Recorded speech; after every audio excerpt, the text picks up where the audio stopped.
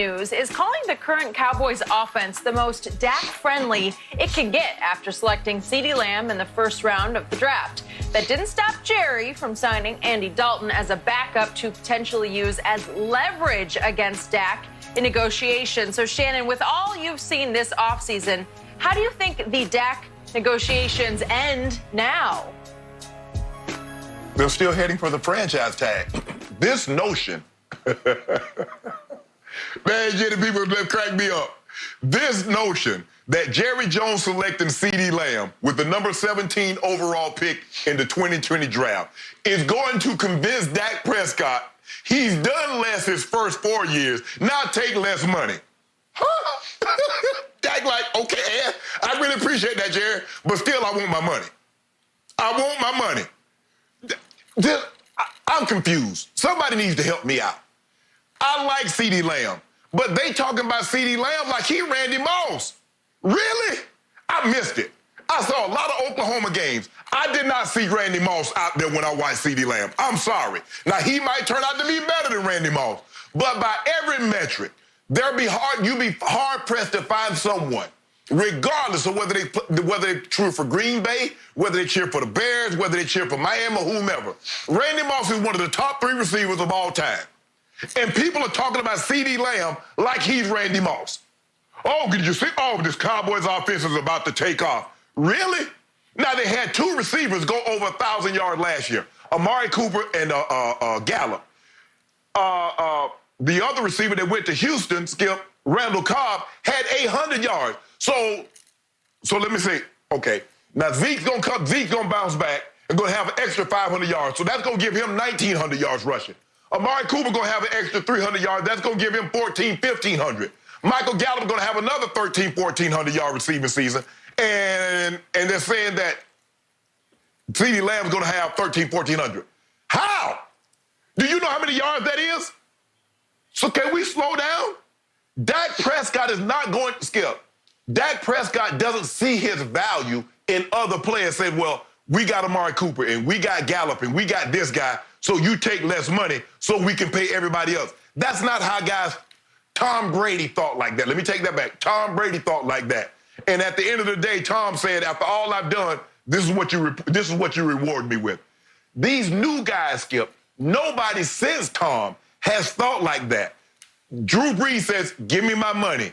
Big Ben, Phillip Rivers, Eli, Aaron Rodgers, all these guys, Russell Wilson. My homeboy is not going to think, well, I need to save some money for Travis Kelce.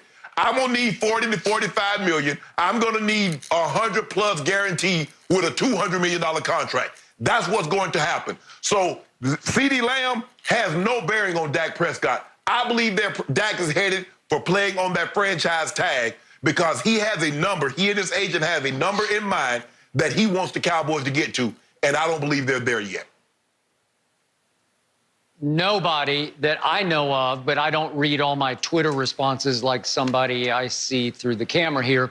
Nobody I know of has compared CeeDee Lamb to Randy Moss. I'm having a hard time, as are you, that he's even being forced to wear 88, which might suggest he's Michael Irvin or Drew Pearson or even Des Bryant. The point is that it was a real possibility that Amari Cooper was going to sign with the Washington Redskins. I believe they offered at least as much, if not more money, to Amari to sign with them. So you could have been down your number 1 receiver in yards caught last year, Amari, and you were already down Randall Cobb, who got overpaid to go to Houston because they'd given away DeAndre Hopkins to Arizona. So it's possible that if you went defense with your first pick in the draft, which was a distinct possibility, what if somebody had taken CeeDee Lamb above number 17? Well, it's possible you wouldn't have Amari or CeeDee right now. The point is, yeah, they're loaded at wideout right now. Would anybody argue that? Could you make a case they might, with their top 3 receivers, they might have right up there with anybody in the league with 3 receivers. We'll have to see how CeeDee produces. I told you before the draft, he's the best receiver in the draft. I told you he's a number 1 receiver, and if he rises into that number 1 slot next year with Amari as the 2 and Gallup as the 3, yeah, that's firepower.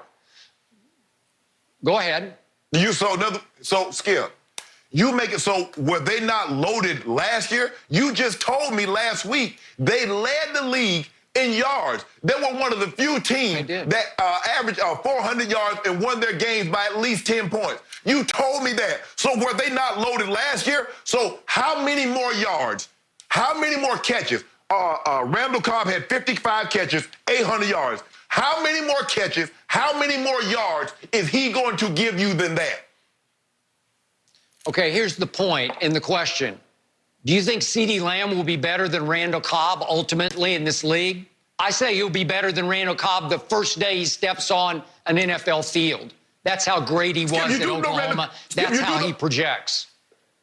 Skip, you do know Randall Cobb went to the Pro Bowl, right? I know all about it. I liked him last year. I thought he had a terrific year. Yeah. What, are you going on record? I need you to go right now. I need you to go on record. Randall Cobb will ultimately be a better pro receiver than CeeDee Lamb. Help me out. I need you to go ahead and dig in concrete. Will you? All I'm saying, Skip, listen, all I'm saying, Skip, is that before we anoint the next Randy Moss, we can't overlook what Randall Cobb did last year. Skip, he was unbelievable in Green Bay. Now, I'm not saying that Randall Cobb, but considering what had happened, he had been injured the last couple of years with concussion, had a knee injury. For him to come in, Skip, and he was the third option to give them 55 catches, to give them 800 yards, with Gallup outside, Zeke in the backfield. My only thing is, Skip, this goes to what you said about Dak signing. Skip, Dak is not saying, okay, y'all got me another weapon, so since y'all gonna need to pay him, I'm gonna take $5 million less. That's not how he looks at it. He's like, thank you, but I still want my money because I performed before he got here. That was the question. Okay, now, my answer to Jenny's question is this. I now feel far more hopeful that Dak Prescott will sign with Jerry Jones sooner than later and not play under the franchise tag. The reason for that is not CeeDee Lamb, it's Andy Dalton. That was the steal of the year so far. Guy that everybody had slotted to go to Belichick. Even you said on Friday's show, oh, he'll go to New England.